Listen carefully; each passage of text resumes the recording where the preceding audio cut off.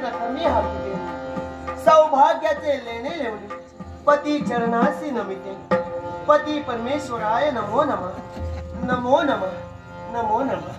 खरोखरच अगदी समाधान वाटते मनाला आणि का म्हणून वाटते पाहणं अनेक स्वप्न उराशी बाळगून जीवन सौख्याच्या उत्कर्षासाठी संसार या प्रवाहात उडी ठोकावे आणि निस्वार्थी शिंपणानं निस्वार्थी भावनेनं संसार या वेलीवर बहर आणावा हेच आम्हास्त्यांचं कर्तव्य नाही का. आणि आम्हाला ठाऊक आहे एखादी गोष्ट परिश्रम पूर्वक जर मिळवण्याचा प्रयत्न केला असेल ना तर ती गोष्ट साक्षात तो परमेश्वर सुद्धा नाकारू शकत नाही. आणि हाच आदर्श मी माझ्या जीवनात ठेवून ही माझी संसाराची नौका अगदी आनंदाने डोलवण्याचा प्रयत्न करते. परमेश्वरा हे माझ्या दयेच्या देवा हे शंभू महादेवा हे आज जे काही मला मिळालं आहे ना ते तुझ्याच कृपा दृष्टीमुळे तू माझ्या समोर आहेस मागे आहेस अवतीभोवती तुझं वास्तव्य आहे. आणि म्हणूनच हे राजवैभव मला प्राप्त झालं. भूतादिनाथ अर्यंतकाचा तो स्वामी माझ्या ध्वज शांभवाचा पंचानना विश्व निवांत काळी तुझा वीर शंभो मज कोण ताण आम्हा कोण ताण आम्हा कोण ताण. अगदी सत्य आहे पाहणं आज सर्व सुख माझ्या चरणी लोटांगण घालतंय. होमाच पोतली चालू सप्तपदी चालू नाती चरा मी नाती चरा अशी शपथ घ्यावी. ज्यावेळी लग्नाच्या अक्षता माझ्यावर पडल्या त्याच वेळी ठरवलं मी यांचं सुख ते माझं सुख त्यांचं दुःख ते माझं दुःख. आणि तद्दिनापासून या राज्याची राणी राजा पुरुरवा यांची भार्या सुशीला म्हणून मी वावरते. हा सर्व मंगळसूत्र कंठी अर्पण केलं. पण पहा आज एक आनंदाची गोष्ट यांना मला सांगायची आहे. कधी बरं यांचं आगमन होते आणि माझ्या मनात असलेल्या आनंदाची गोष्ट यांना मी कथन करते असं होते.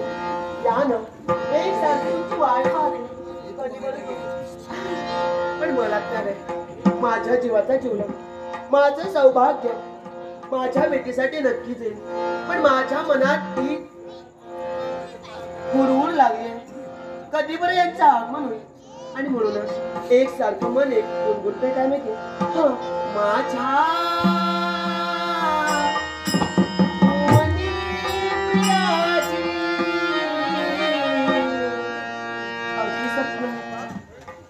माझ्या मनी प्रियाची मी तार छेडते